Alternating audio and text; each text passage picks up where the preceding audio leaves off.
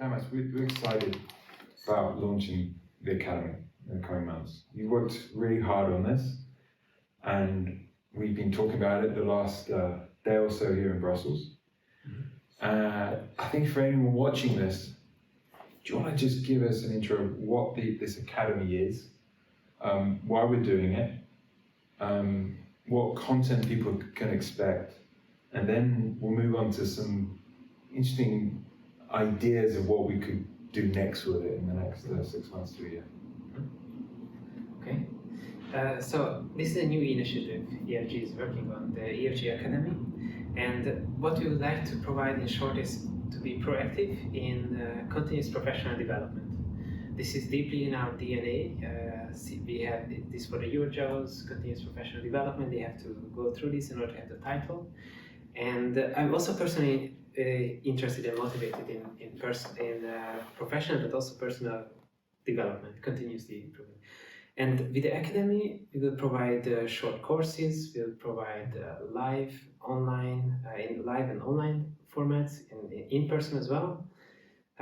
So this will be a set of short and longer courses that will provide skills that are useful for geologists, but not only geologists, but anyone interested in geology. So they can learn about geology, but they could also learn about geological concepts, projects, and all kinds of skills that a geologist needs. One of the things we've been touching on this morning is the potential for really disruption, and whether it's the energy transition itself and all those new skills that people are going to need, but also the technology that's coming. And you're telling me you think this is happening this year. This is the revolution starts particularly with forms of artificial intelligence, beyond the technical and the human. But before we get onto that, do you want to outline this wonderful vision you have, making the distinction between the technical skills and the human skills? Yes. So with these courses, we would like to provide a useful set of skills for geologists, and especially we would like this to be future-proof. So the geologists that are learning these skills are going to be using this, and these skills will be needed in the future. And in order to be more structured and organized about this, we've been discussing this competency framework, which will really help us to set up a course offering which are diverse. And diversity is key. I'm a big fan of diversity and especially diversity of skills, but also diversity in terms of teams. Diverse teams are more competent, and people with diverse set of skills are more competent as well. And when we were looking at this question, we identified the two main arms of this competency framework: these technical skills, and the other are these interpersonal skills, which we could call the technical intelligence and the human intelligence.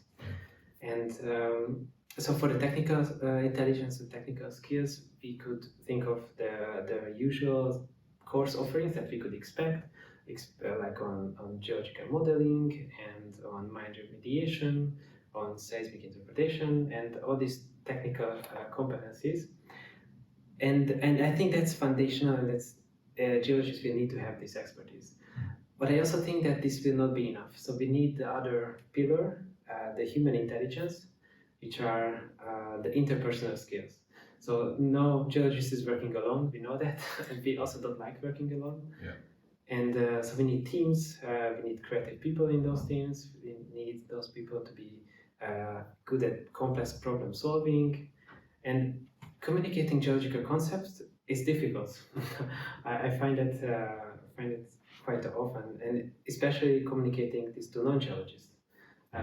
So this is a skill I think as a community we need these kind of skills.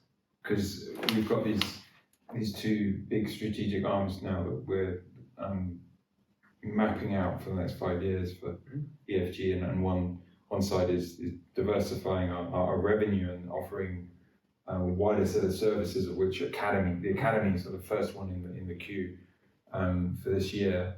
But the other arm is this public relations problem we have. We hear it every day, don't we? We think about it every day.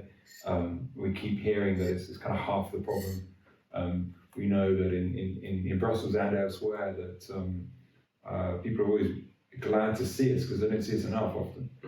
And what we're trying to do here is obviously to give the average geologist a little bit of an inkling as how to do that.